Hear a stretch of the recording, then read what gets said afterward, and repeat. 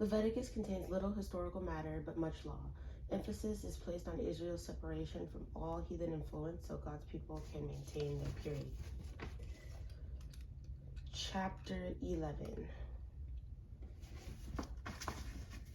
Now the Lord spoke to Moses and Aaron, saying to them, Speak to the children of Israel, saying, These are the animals which you may eat among all the animals that are on the earth. Among the animals, whatever divides the hoof, having cloven hooves and chewing the cud, that you may eat. Nevertheless, these you shall not eat among those that chew the cud, or those that have cloven hooves. The camel, because it chews the cud but does not have cloven hooves, is unclean to you. The rock hyrax, because it chews the cud but does not have the cloven hooves, is unclean to you. The hare, because it chews the cud but does not have cloven hooves, is unclean to you. And the swine, though it divides the hoof, having cloven hooves, yet does not chew the cud, is unclean to you. Their flesh you shall not eat, and their carcasses you shall not touch. They are unclean to you. These you may eat of all that are in the water. Whatever in the water has fins and scales, whether in the seas or in the rivers, that you may eat. But all in the seas or in the rivers that do not have fins and scales, all that move in the water or any living thing which is in the water, they are an abomination to you. They shall be an abomination to you. You shall not eat their flesh, but you shall regard their carcasses as an abomination. Whatever in the water does not have fins or scales, that shall be an abomination to you. And these you shall regard as an abomination among the birds.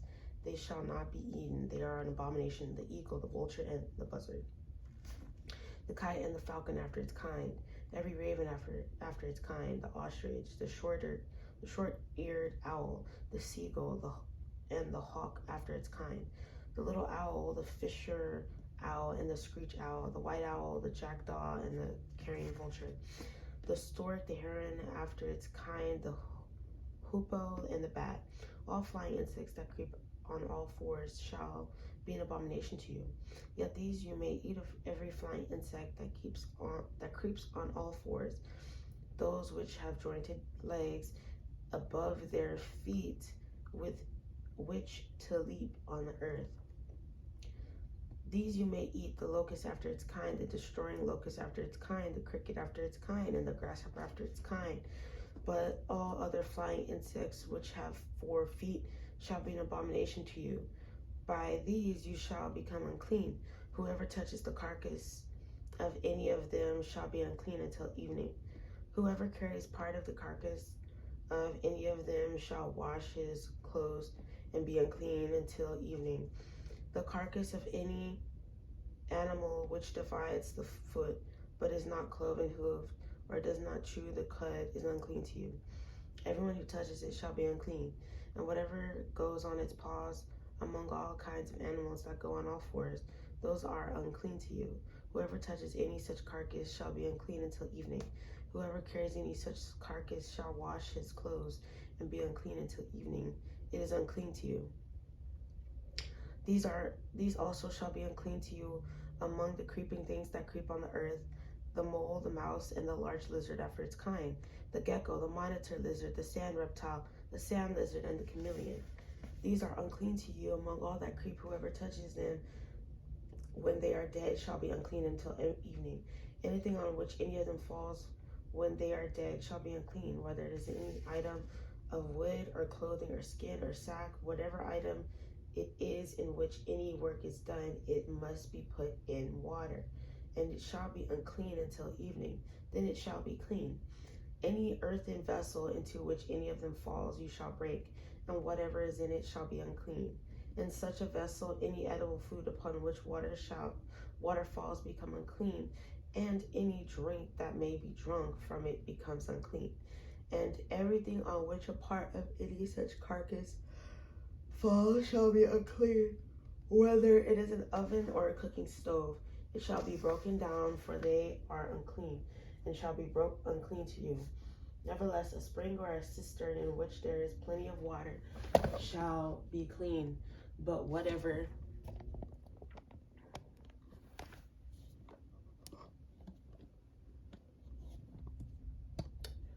But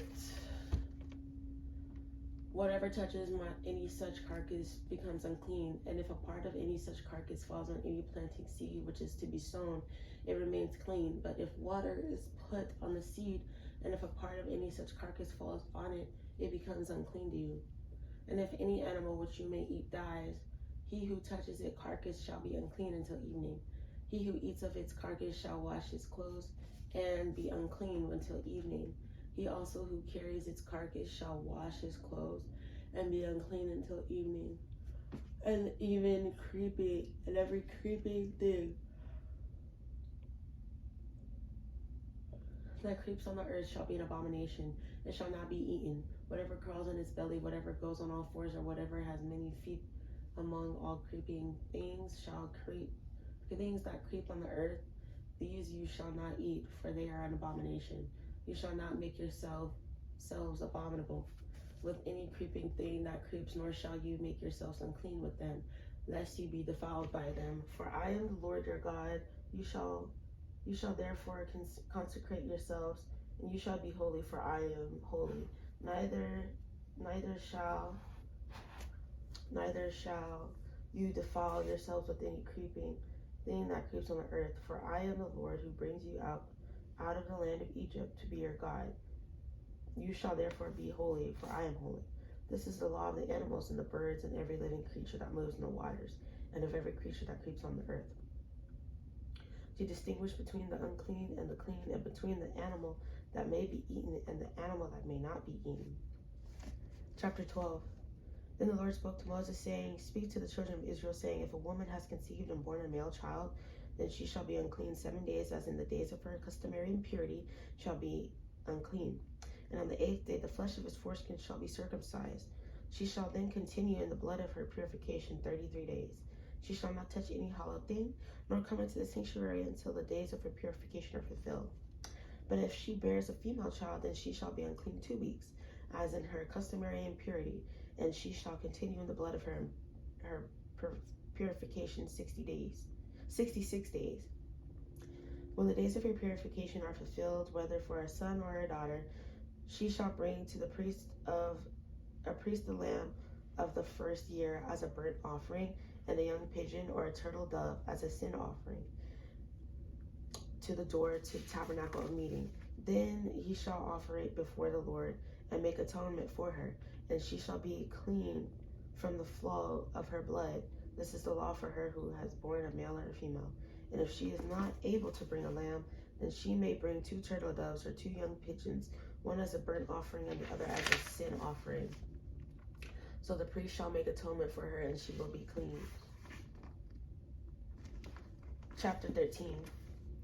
And the Lord spoke to Moses and Aaron, saying, When a man has on the skin of his body a swelling, a scab, or a bright spot, and it becomes on the skin of his body like a leprous sore, then he shall be brought to Aaron the priest, or to one of his sons the priest. The priest shall examine the sore on the skin of the body, and if the hair on the sore has turned white, and the sore appears to be deeper than the skin of his body, it is leprous sore. Then the priest shall examine him and pronounce him unclean. But if the bright spot is white on the skin of his body, and does not appear to be deeper than the skin, and its hair has not turned white, when the priest shall isolate the one who has the sore 7 days, and the priest shall examine him on the 7th day, and indeed if the sore appears to be as it is, and the sore has not spread on the skin, then the priest shall isolate him another 7 days. Then the priest shall examine him again on the 7th day, and indeed if the sore has faded and the sore has not spread on the skin, then the priest shall pronounce him clean. It is only a scab, and he shall wash his clothes and be clean. But if the scab should at all spread over the skin after he has been seen by the priest for his cleansing, he shall be seen by the priest again. And if the priest sees that the scab has indeed spread on the skin, then the priest shall pronounce him unclean. It is leprosy. When this leprous sore is on a person, then he shall be brought to the priest.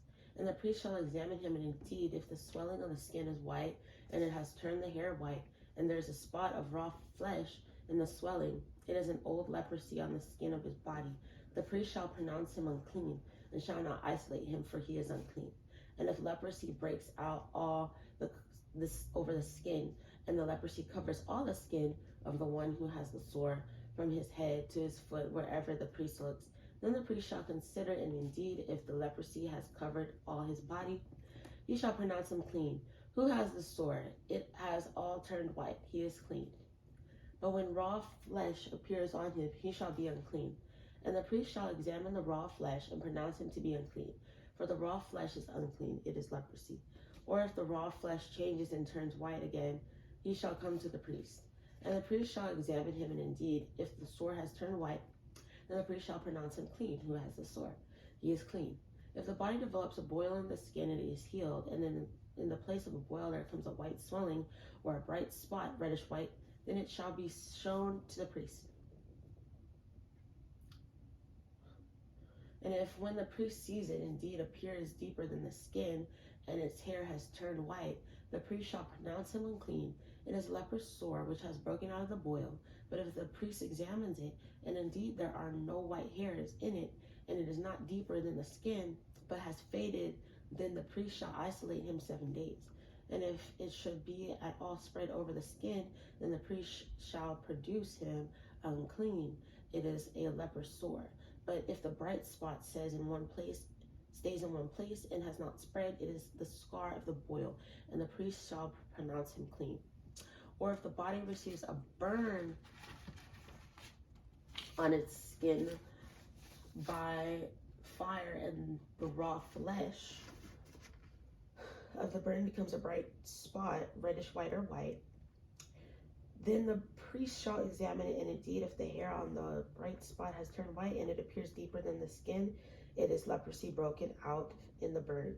Therefore the priest shall pronounce him unclean. It is a leprous sore. But if the priest examines it, and indeed there are no white hairs in the bright spot, and it is not deeper than the skin, but has faded, then the priest shall isolate him 7 days. And the priest shall examine him on the 7th day. If it has at all spread over the skin, then the priest shall pronounce him unclean. It is a leprous sore. But if the bright spot stays in one place, and has not spread on the skin, but has faded, it is a swelling from the burn. The priest shall pronounce him clean, for it is the scar from the burn. If a man or a woman has a sore on the head or the beard, then the priest shall examine the sore, and indeed if it appears deeper than the skin, and there is in it thin yellow hair, then the priest shall pronounce him unclean. It is a scaly leprosy of the head or beard. But if the priest examines the scaly sore, and indeed it does not appear deeper than the skin, and there is no black hair in it, then the priest shall isolate the one who has the scale 7 days.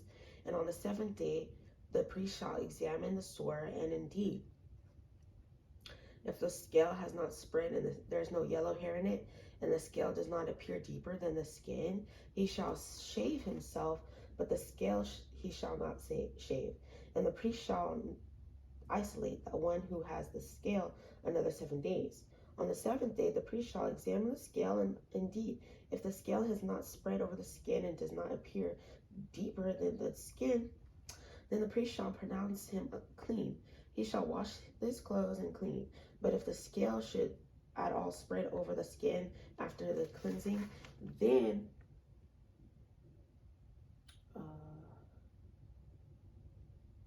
the priest shall examine him, and indeed, if the scale has spread over the skin, the priest need not seek for yellow hair. He is unclean.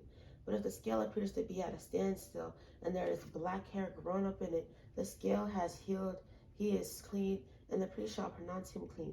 If a man or a woman has bright spots on the skin of the body, specifically white bright spots, then the priest shall look. And indeed, if the bright spots on the skin of the body are dull white, it is a white spot that grows on the skin. He is clean. As for the man whose hair has fallen from his head, he is bald, but he is clean. He whose hair has fallen from his forehead, he is bald on the forehead, but he is clean. And if there is on the bald head or bald forehead a reddish white sore, it is leprosy breaking out on his bald head or his bald forehead. Then the priest shall examine it, and indeed, if the swelling of the sore is reddish white on his bald head or on his bald forehead, as the appearance of leprosy on the skin of the body. He is a leprous man. He is unclean. The priest shall surely pronounce him unclean. His sore is on his head. Now the leper on whom the sore is, his clothes shall not be torn, and his head bare, and he shall cover his mustache and cry, unclean, unclean. He shall be unclean all the days he has the sore. He shall be unclean. He is unclean, and he shall dwell alone. His dwelling shall be outside the camp. Also, if a garment has a leper's plague in it, whether it is a woolen garment or a linen garment, whether it is in the wrap of wolf or linen or wool, whether in leather or in anything made of leather, and if the plague is greenish or reddish in the garment or in the leather, whether in the warp or in the wolf or in anything made of leather, it is a leper's plague, and shall be shown to the priest. The priest shall examine the plague and isolate that which has the plague 7 days. And he shall examine the plague on the 7th day. If the plague has spread in the garment, either in the wrap or in the wolf, in the leather or in anything made of leather, the plague is an active leprosy.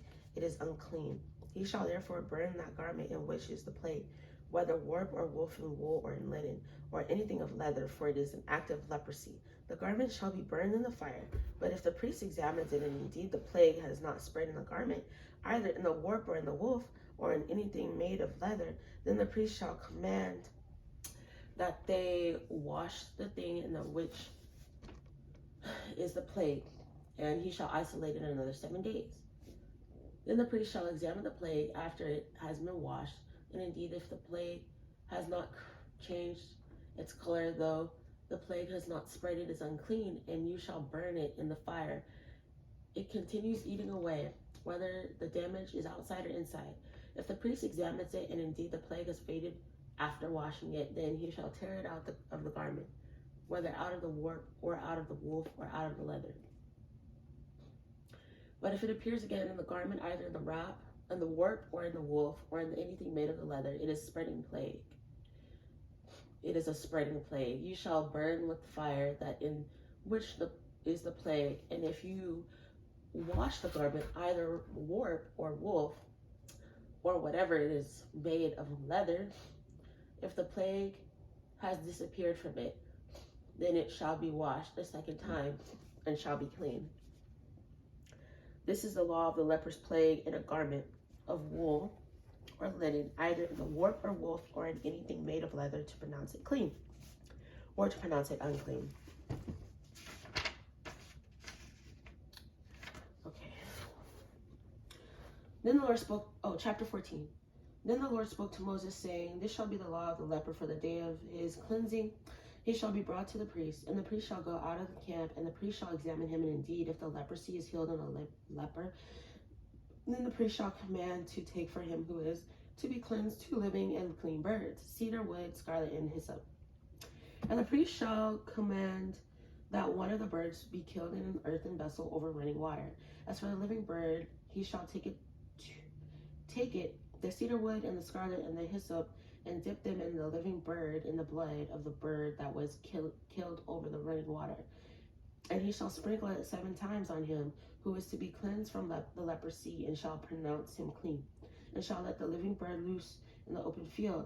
He who is to be cleansed shall wash his clothes, shall shave off all his hair, and wash him in the water, that he may be clean, and that he shall come into the camp, and shall stay outside his tent 7 days. But on the 7th day he shall shave all the hair off his head, and his beard, and his eyebrows. All his hair he shall shave off. He shall wash his clothes, and wash his body in water, and he shall be clean. And on the 8th day he shall take 2 male lambs without blemish, 1 ewe lamb of the first year without blemish, 3/10 of an ephah of fine flour mixed with oil as a grain offering, and 1 log of oil. Then the priest who makes him clean shall present the man who is to be made clean, and those things before the Lord at the door of the tabernacle of meeting. And the priest shall take 1 male lamb and offer it as a trespass offering, and the log of oil, and wave them as a wave offering before the Lord. Then he shall kill the lamb in the place where he kills the sin offering and the burnt offering in a holy place, for as the sin offering is the priest, so it's the trespass offering, it is most holy.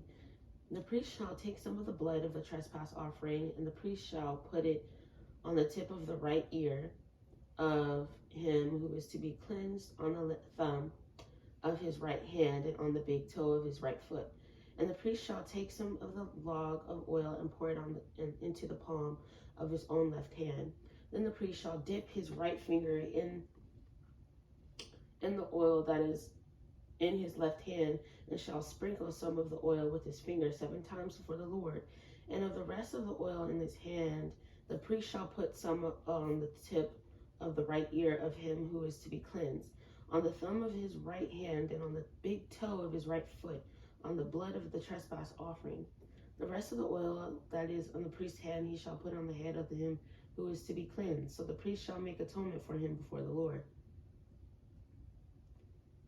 Then the priest shall offer the sin offering and make atonement for him who is to be cleansed from his uncleanness. Afterward he shall kill the burnt offering, and the priest shall offer the burnt offering and the grain offering on the altar. So the priest shall make atonement for him, and he shall be clean. But if he is poor and cannot afford it, then he shall take 1 male lamb as a trespass offering to be waved, to make atonement for him 1/10 of an ephah of fine flour mixed with oil, as a grain offering, a log of oil, and 2 turtle doves or 2 young pigeons, such as he is able to afford. One shall be a sin offering and the other a burnt offering. He shall bring them to the priest on the 8th day for his cleansing to the door of the tabernacle of meeting before the Lord. And the priest shall take the lamb of the trespass offering and the log of oil, and the priest shall wave them as a wave offering before the Lord. Then he shall kill the lamb of the trespass offering, and the priest shall take some of the blood of the trespass offering and put it on the tip of the right ear of him who is to be cleansed, on the thumb of his right hand, and on the big toe of his right foot. And the priest shall pour some of the oil into the palm of his own left hand. Then the priest shall sprinkle with his right finger some of the oil that is in his left hand 7 times before the Lord. And the priest shall put some of the oil that is in his hand on the tip of the right ear of him who is to be cleansed, on the thumb of the right hand, and on the big toe of his right foot, on the place of the blood of the trespass offering. The rest of the oil that is in the priest's hand he shall be on the head of him who is to be cleansed, to make atonement for him before the Lord. And he shall offer one of the turtle doves or young pigeons, such as he can afford, such as he is able to afford, the one as a sin offering and the other as a burnt offering with the grain offering. So the priest shall make atonement for him who is to be cleansed before the Lord. This is the law for one who has a leprous sore, who cannot afford the usual cleansing. And the Lord spoke to Moses and Aaron, saying, when you have come into the land of Canaan, which I give you as a possession, and I put the leprous plague in a house in the land of your possession.